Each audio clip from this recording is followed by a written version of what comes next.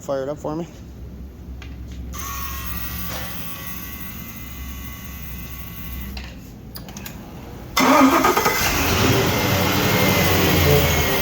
Alright, so repaired the wire with some butt connectors. Got 5-volt reference.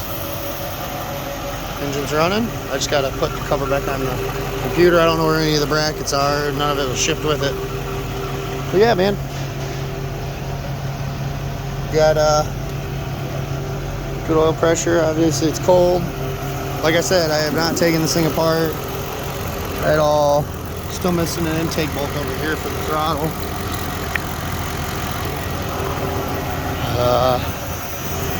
You can clearly see I didn't touch anything. Still all rusty bolts. There you go.